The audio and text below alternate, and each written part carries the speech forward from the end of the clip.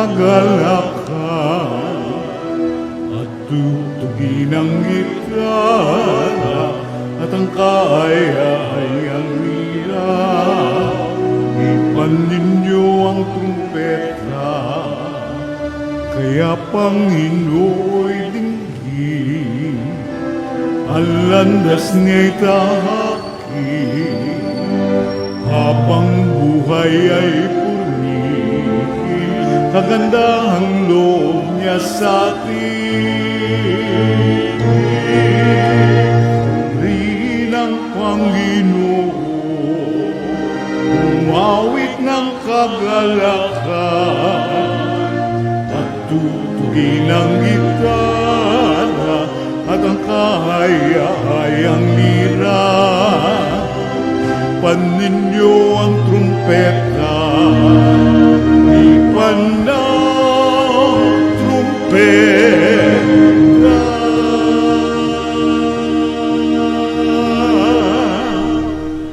Sa ngalan ng Ama at ng Anak at ng Espiritu Santo, Amen. ang pagpapala ng ating Panginoong Hesukristo, ang pag-ibig ng Diyos Ama, at ang pakikipagkaisa ng Espiritu Santo, naway sumainyong lahat. At sumaiyo rin. Mga kapatid, tinipon tayo bilang mga kaanib na angkan ng Diyos, kaya dumulog tayo sa maawaing Panginoong nagpapatawad ng lubos. Sinugong tagapagpagaling sa mga nagsisisi, Panginoon, kaawaan mo kami. Panginoon, kaawaan mo kami.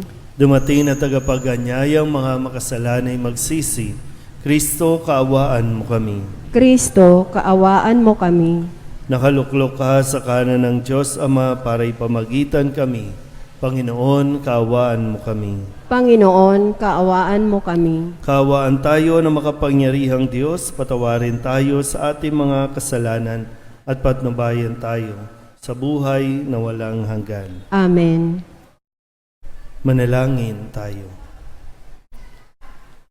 Ama naming makapangyarihan, ang martir na si San Bonifacio ay makatuwang nawa namin sa pagdalangin upang ang pananampalatayang inilahad niya sa kanyang pagsasalita at nilagdaan ng kanyang dugong itinigis ng mga ayaw maniwala ay aming mapangatawanan at maihayag sa ginagawa namin araw-araw sa pamamagitan ni Jesucristo kasama ng Espiritu Santo magpasawalang hanggan. Amen. Maupo ang lahat. Pagbasa mula sa ikalawang sulat ni Apostol San Pedro. Mga pinakamamahal, mapuspos nawa kayo ng pagpapala at kapayapaan ng Diyos dahil sa inyong pagkakilala sa Kanya at sa ating Panginoong Hesus. Tinanggap natin sa pamamagitan ng Kanyang kapangyarihan ang lahat ng bagay na magtuturo sa atin upang mamuhay ng tapat sa Diyos. Ito'y dahil sa ating pagkakilala kay Jesus na siya ring tumawag sa atin upang bahaginan ng kanyang karangalan at kapangyarihan. Sa pamamagitan nito, nangako siya ng mga bagay na mahalaga upang makaiwas kayo sa mapanirang simbuyo ng kahalayang umiiral sa mundong ito at makahati sa kanyang kalikasan bilang Diyos. Dahil dito, sikapin ninyong idagdag sa inyong pananampalataya ang kabutihang asal sa kabutihang asal, ang kaalaman sa kaalaman, ang pagsupil sa sarili sa pagsupil sa sarili, ang katatagan sa katatagan, ang kabanalan sa kabanalan, ang pagmamalasakit sa kapatid at sa pagmamalasakit, ang pag-ibig. Ang salita ng Diyos. Salamat sa Diyos. Ang tugon po sa bawat saknong ng salmo, Diyos kong tapat at totoo, ikaw lang ang pag-asa ko. Ulitin po natin, Diyos kong tapat at totoo, ikaw lang ang pag-asa ko. Siyang naghahangad ng pagkupkop ng kataas-taasan at nananatili sa kalinga niyong makapangyarihan. Makapagsasabi sa kanyang Panginoon, Muog ka't tahanan, ikaw ang aking Diyos, ang Diyos na tangi kong pinagtiwalaan. Diyos kong tapat at totoo, ikaw lang ang pag-asa ko. Ang sabi ng Diyos, aking ililigtas ang tapat sa akin, at iingatan ko ang sinumang taong ako'y kikilandin. Pag sila'y tumawag, laging handa ako na sila'y pakinggan. Aking sasamahan at kung may hilahil ay sasaklolohan. Diyos kong tapat at totoo, ikaw lang ang pag-asa ko. Aking ililigtas at ang bawat isa ay pararangalan. Sila'y bibigyan ko't gagantipalaan na mahabang buhay. At nakatitiyak na ang tatamuhin nila'y kaligtasan. Diyos kong tapat at totoo, ikaw lang ang pag-asa ko. Hallelujah! Hallelujah! Hallelujah! Si Hesukristo ay tapat, saksi at buhay ng lahat. Tayo'y kanyang iniligtas. Hallelujah! Hallelujah! Hallelujah! Sumainyo ang Panginoon. At sumaiyo rin. Ang mabuting balita ng Panginoon ayon kay San Marcos. Papuri sa iyo, Panginoon. Noong panahong iyon, nagsimulang magsalita si Jesus sa mga punong saserdote, mga iskriba at matatanda ng bayan, sa pamamagitan ng mga talinghaga. Sinabi niya, may isang taong nagtanim ng ubas sa kanyang bukid. Binakuran niya ito. Humukay siya ng pisaan ng ubas at nagtayo ng isang mataas na bantayan. Pagkatapos, iniwan niya ang ubasan sa mga kasama at siya'y nagtungo sa ibang lupain. Nang dumating ang panahon ng pitasan, pinapunta niya ang isa niyang utusan upang kunin sa mga kasama ang kanyang kaparte. Ngunit sinunggaban ng mga kasama ang utusan, binugbog at pinauwing walang dala. Ang may-ari nagpapunta uli ng ibang utusan, ngunit kanilang pinukpok ito sa ulo at dinusta. Nagutos na naman siya ng isa pa, ngunit pinatay nila ang utosang iyon. Gayun din ang ginawa nila sa marami pang iba. May binugbog at may pinatay. Iisa na lang ang natitira na maaaring papuntahin sa kanila, ang kanyang minamahal na anak. Ito ang kahuli-hulihang pinapunta niya. Igagalang nila ang aking anak, wika niya sa sarili. Ngunit ang mga kasamay nag-usap-usap, ito ang tagapagmana. Hali kayo, patayin natin at nang mapasa atin ang kanyang mamanahin. Kanilang sinunggaban siya, pinatay at itinapon sa labas ng ubasan. Ano ngayon ang gagawin ng may-ari ng ubasan?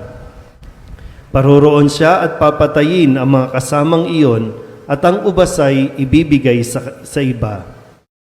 Hindi pa ba ninyo nababasa ang nasasaad sa kasulatan?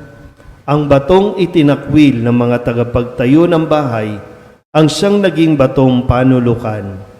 Ginawa ito ng Panginoon at ito'y kahanga-hanga.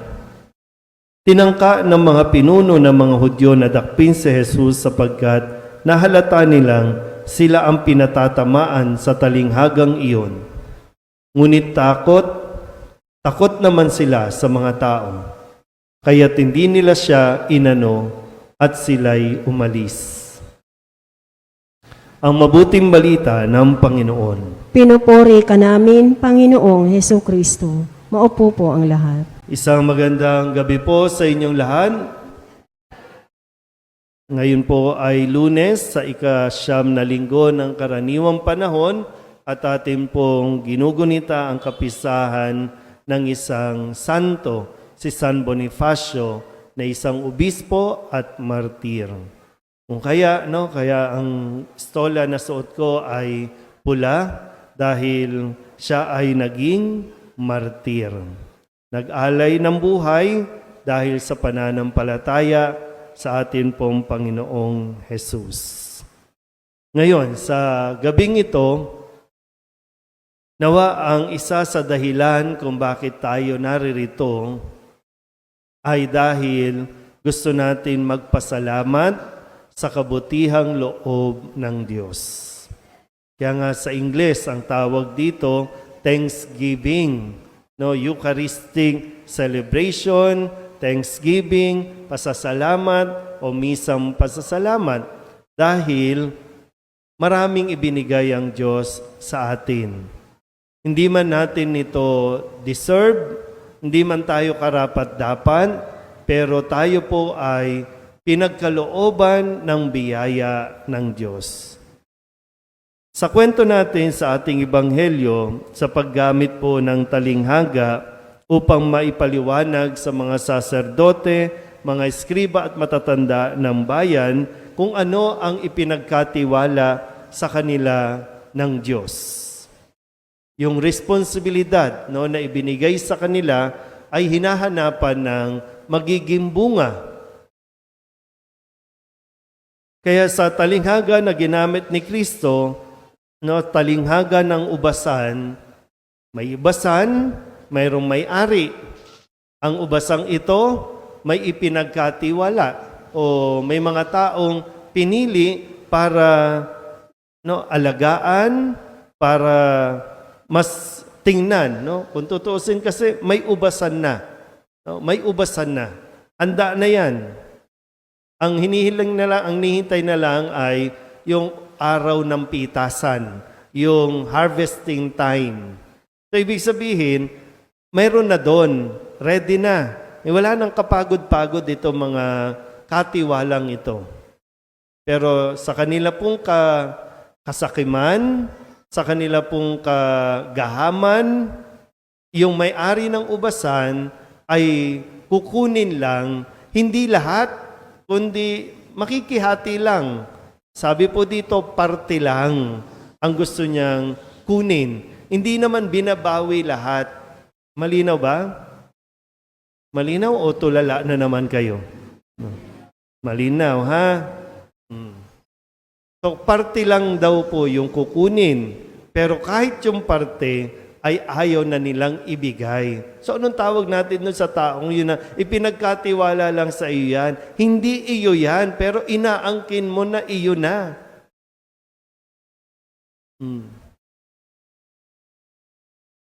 Ulitin natin, ha?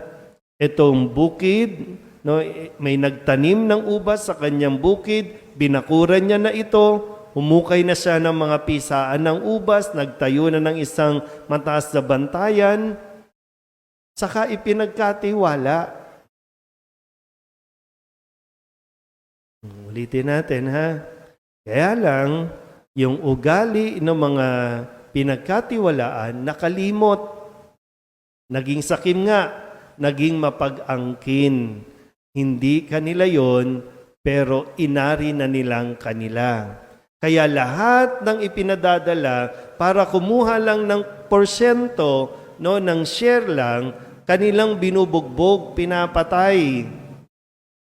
At sa kahuli-hulihan, ang sabi, itong bugtong na anak na ito, nag-iisang anak na ito, patayin natin para atin na talaga ito.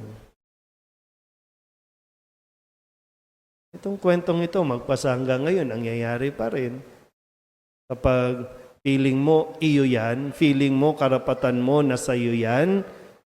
Kaya pag may umaangkin, may dumarating na pakiramdam mo, aagawan ka, umaabot sa punto na papatay ka. Umaabot sa punto na sisiraan mo ang isang tao para lamang hindi ito mabawi sa iyo. Pero sana po, sa gabing ito, maintindihan natin, hindi naging madamot ang Diyos sa atin. Lahat ng mayroon tayo, hindi nga atin yan.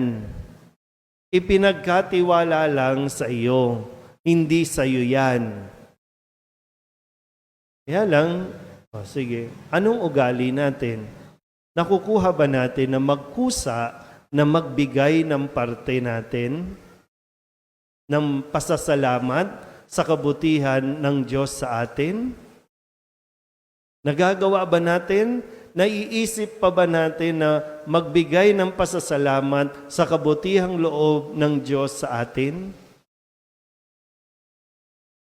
Sample na. Halimbawa, kapag nagsisimba ba tayo para magpasalamat? O nagsisimba tayo kasi para bang pakiramdam natin, no, may utang ang Diyos sa atin na hindi pa ibinibigay? Kaya hindi natin magawang magpasalamat. Hindi natin tuloy magawang gumawa rin ng kabutihan kasi wala naman akong natatanggap. Wala naman binibigay ang Diyos sa akin. Tingnan niyo mga mukha ng katabi ninyo. Mukha bang nagpapasalamat yan o mukhang nagre-reklamo? Kahit ang buhay natin, mismo ang buhay natin, hindi atin ito, sa Diyos ito, ibinigay lang. Pero anong ginagawa natin? Sa anong paraan natin ipinagpapasalamat o sinasabi ang ibinibigay yung pagpapasalamat natin? Sabihin nyo nga sa katabi ninyo, huwag makapalang mukha.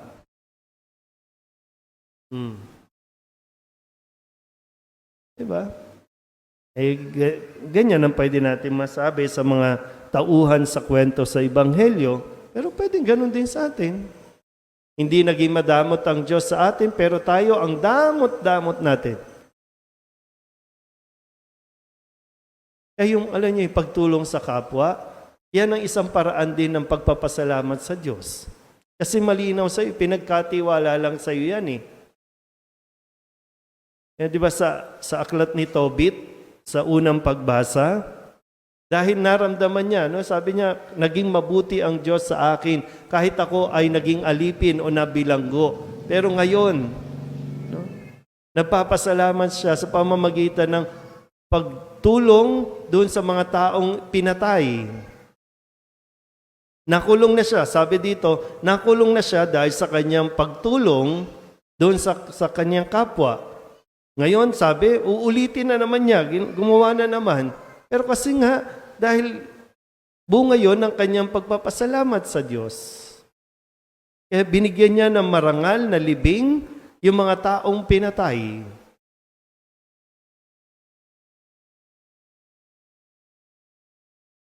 Ano na? Ano ba? May pumapasok pa ba o tulala pa rin? Wala talaga. Kaya kailangan natin baguhin ang ating attitude. Pupunta ka dito, dala-dala ang pasasalamat na nararapat sa Panginoon.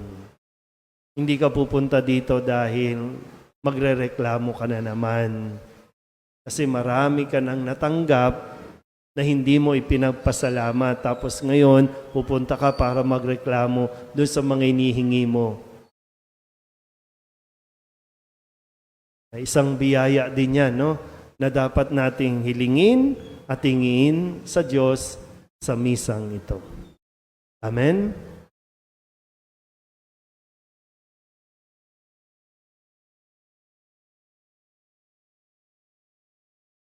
May pagninilay sa hamon ng Panginoon sa Ebanghelyo tungkol sa tungkuling mamunga. Ilagay natin sa harap ng Diyos Ama ang ating mga kahilingan, ang ating pong itutugon.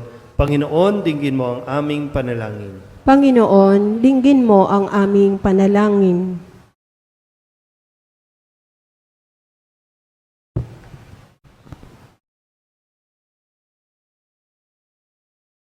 Ang mga namumuno ng simbahan naway makatanggap ng liwanag, kalakasan at pag-aalay sa tungkuling paggabay sa mga sumasampalataya sa panahon ng kagipitan. Manalangin tayo sa Panginoon. Panginoon, dinggin mo ang aming panalangin. Ang ating mga pamilya naway bigyan pansin ng diwa ng panalangin upang mapuno ang ating mga isip ng kapayapaan at kasiyahan na nagmumula sa Diyos. Manalangin tayo sa Panginoon. Panginoon, dinggin mo ang aming panalangin. Tayo'y nawa mamunga ng pag-ibig, pagpapatawad, katarungan at kapayapaan sa ating buhay. Manalangin tayo sa Panginoon. Panginoon, dinggin mo ang aming panalangin. Ang mga matatanda, mga nalulumbay at mga may sakit, naway huwag mawala ng pag-asa sa gitna ng kanilang dinaranas na pagsubok at kahirapan. Manalangin tayo sa Panginoon. Panginoon, dinggin mo ang aming panalangin. Yaong mga namatay, naway makatagpo ng lugar sa walang hanggang kaharian ng Diyos. Manalangin tayo sa Panginoon. Panginoon, dinggin mo ang aming panalangin. Idulog din natin sa Panginoon ang ating mga personal na kahilingan at mga panalangin para sa ating mga pamilya, kasama ang mga kahilingan ng mga nanonood sa online. Lahat ng mga misang pasasalamat, espesyal na intensyon at mga kaluluwa, lalo tigit ang kaluluwa ni Miracle, na inihiling na ipagdasal sa misang ito.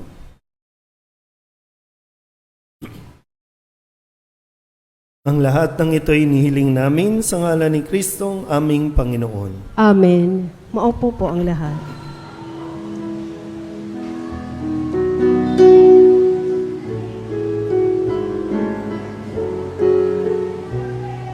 Ang himig mo, ang awit ko, lahat ng ito'y nagmula sa iyo.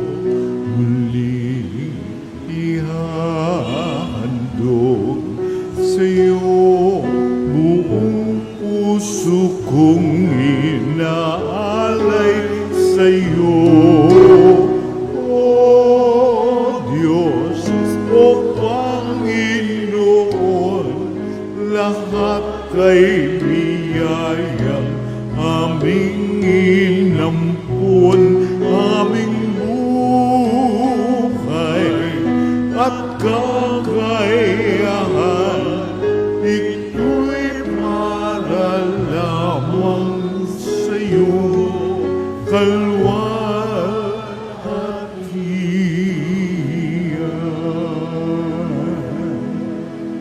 Manalangin kayo mga kapatid upang paghahain natin ay kalugdan ng Diyos amang makapangyarihan. Tanggapin nawa ng Panginoon itong paghahain sa iyong mga kamay, sa kapurihan niya at karangalan sa ating kapakinabangan at sa buong sambayanan niyang banal. Ama naming lumikha, pakabanalin mo at basbasan ng mga alay na nakahanda upang paalabin nito ang aming diwa sa ningas ng pag-ibig mo, na nagdulot ng tagumpay sa pagpapakasakit ni San Bonifacio sa pamamagitan ni Jesucristo kasama ng Espiritu Santo magpasawalang hanggan. Amen. Sumainyo ang Panginoon. At sumaiyo rin. Itaas sa Diyos ang inyong puso at diwa. Itinaas na namin sa Panginoon. Pasalamatan natin ang Panginoong ating Diyos. Marapat na siya ay pasalamatan. Ama naming makapangyarihan, tunay ngang marapat na ikaw ay aming pasalamatan. Ngayong aming kagalakan na si San Bonifacio ay parangalan. Siya'y kapanalig naming may paninindigan na ikaw ay pahayag kahit siya'y mamatay. Sapagkat minarapat mong kanyang matularan ang iyong anak na naghain ng sariling buhay. Tulad ng naganap sa iyong anak, ang dugo ng mga martir ay dumanak, hindi dahil sa katatagang likas, kundi dahil sa iyong bigay na lakas. Kaya kaysa ng mga anghel ang sisiawit ng papuri sa iyo, nang walang humpay sa kalangitan, kami nagbubunyi sa iyong kadakilaan. Santo, Santo, Santo, Diyos makapangyarihan, puspos ng walhati ang langit at lupa. Sana, sana sa kaitaasan, pinagpalang narito sa ngalan ng Panginoon. Sana, sana sa kaitaasan, sana, sana sa kaitaasan.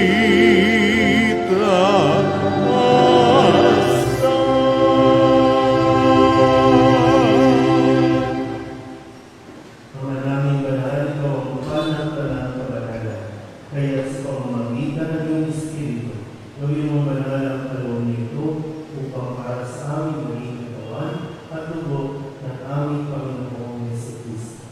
Bago niya pinag-isang pusang loob ng maging handog, ginawa kanila ang tinapay, pinasalamatan kaniya, pinaghati-hati ni Iyon, iniabot sa kanyang mga alagad at sinabi, "Tanggapin niyo lahat ito at kanin, ito ang aking katawan na ihahandog para sa inyo."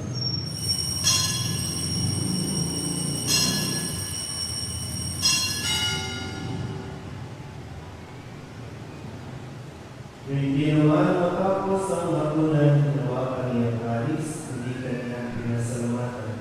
Iniabot niyang alis sa kanyang mga alagad at sinabi, "Tanggapin niyo lahat ito at inumin. Ito ang alis ng aking dugo, magagawa ko na hanggang ipan. Ang aking dugo ay bubuhos para sa iban para sa lahat, sa pagpapatawad ng mga kasalanan. Gawin niyo ito sa pag-alaala sa akin."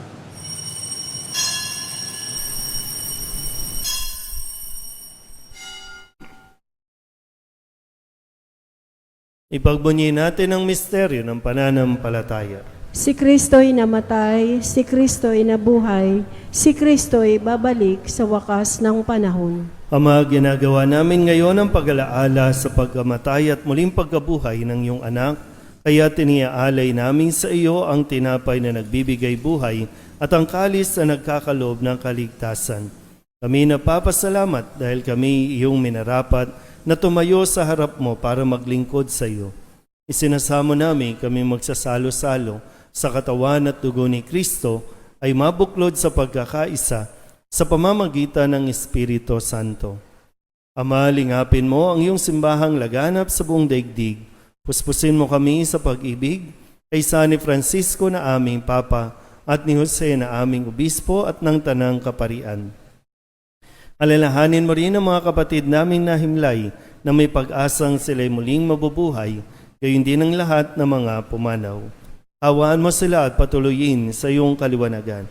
Kawaan mo at pagindapating kaming lahat na makasalo sa iyong buhay na walang wakas. Kaysa ng mahal na Birhen Maria na Ina ng Diyos, ng kabiyak ng puso niyang si San Jose, kaysa ng mga apostol at ng lahat ng mga banal na namuhay dito sa daigdig ng kalugod-lugod sa iyo, may pagdiwang nawa namin ang pagpupuri sa ikararangal mo sa pamamagitan ng iyong anak na aming Panginoong Hesus Kristo. Sa pamamagitan ni Kristo, kasama niya at sa Kanya, ang lahat ng parangal at papuri ay sa iyo, Diyos amang makapangyarihan, kasama ng Espiritu Santo, magpasawalang hanggan.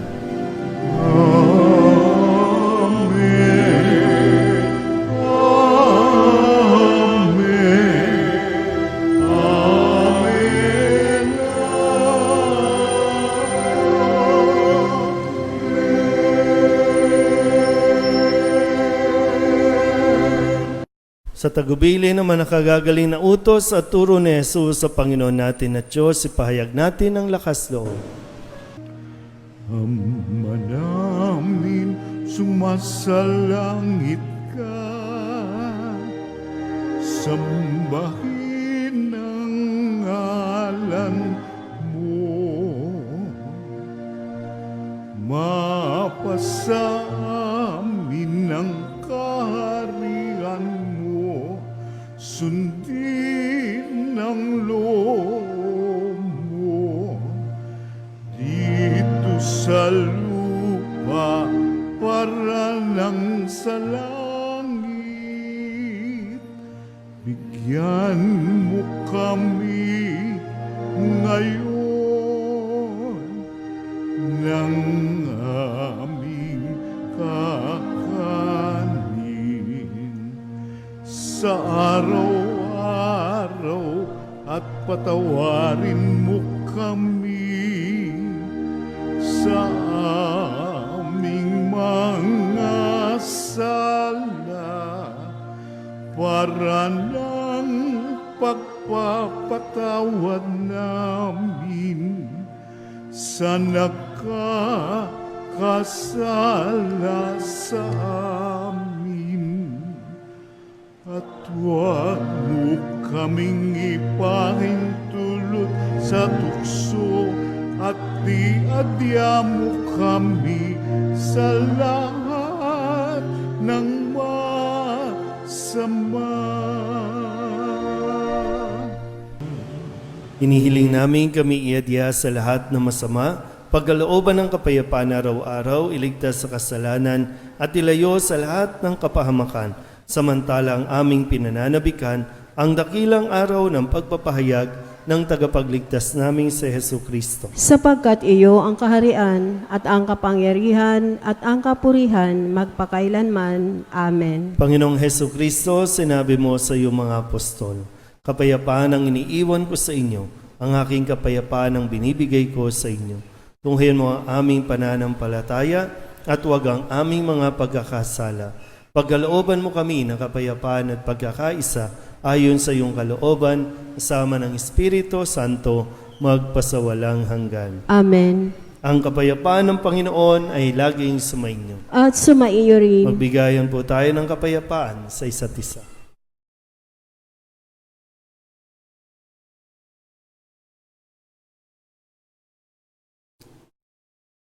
Kordero ng Diyos na nag-aalis ng mga kasalanan ng sanlibutan, maawa ka sa amin. Kordero ng Diyos na nag-aalis ng mga kasalanan ng sanlibutan, maawa ka sa amin.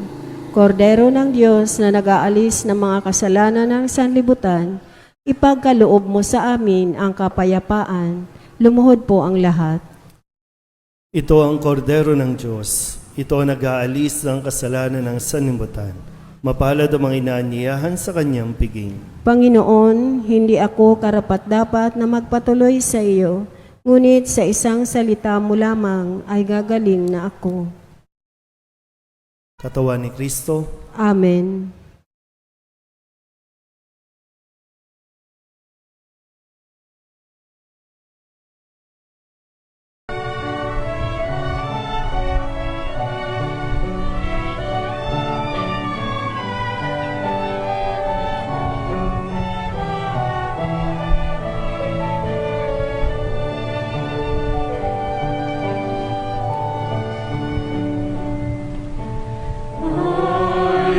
Listen to the Lord, will listen to the voice of His people, serve them with all my heart.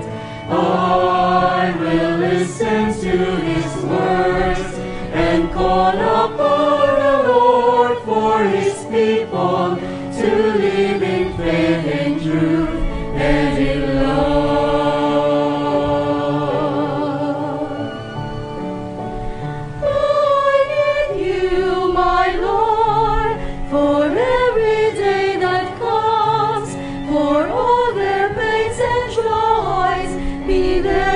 Understand, they may seek you, my Lord, and reach into your hands. May you comfort their sorrows and heal their wounded hearts. I will listen to the Lord, will listen to the voice of His people, serve them with all my heart.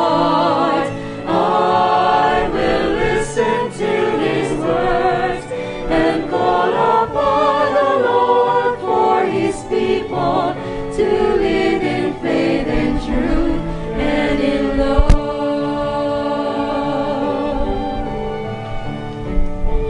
I will in you, my Lord, show them your truth and love.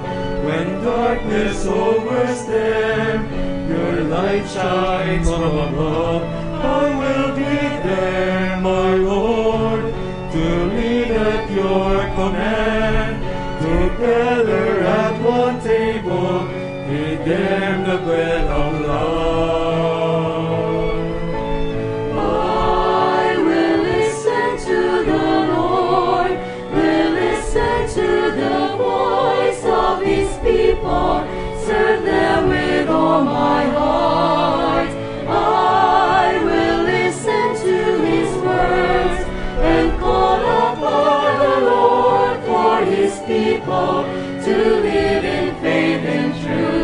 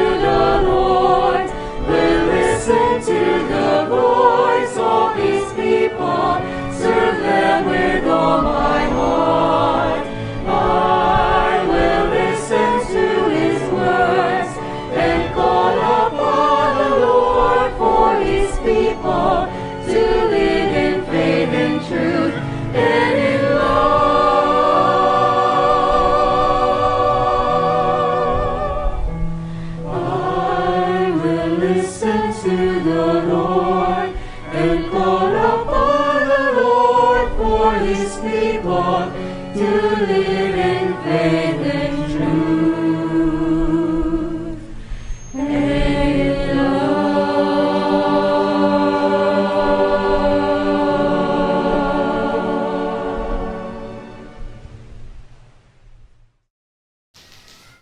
Ama naming mapagmahal, ang tinanggap naming banal na pakikinabang ay makapagdulot nawa sa amin ng katatagan na nagkaloob ng katapatan sa paglilingkod at tagumpay sa pagtitiis ng pagsubok sa iyong martir na si San Bonifacio. Sa pamamagitan ni Jesucristo kasama ng Espiritu Santo, magpasawalang hanggan. Amen. Sumainyo ang Panginoon Sumaiyo rin. at pagpalain kayo ng makapangyarihang Diyos, Ama at Anak, at Espiritu Santo. Amen. Tapos ng banal na misa, humayo tayo sa kapayapaan ni Kristo. Salamat sa Diyos.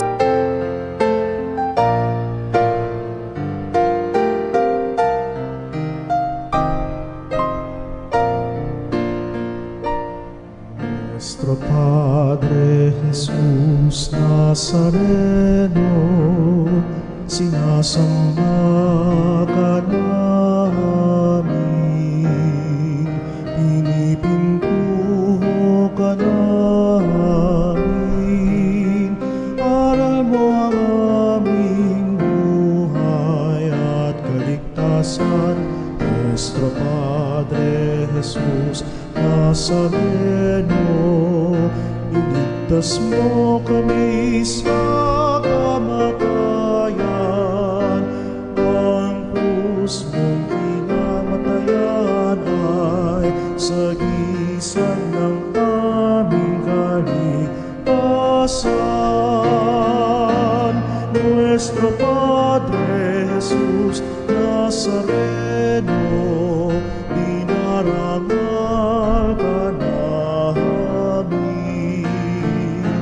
Nuestro Padre Jesus Nazareno, minulwalhati ka namin. Nuestro Padre Jesus Nazareno, dinarangal ka namin. Nuestro Padre Jesus Nazareno,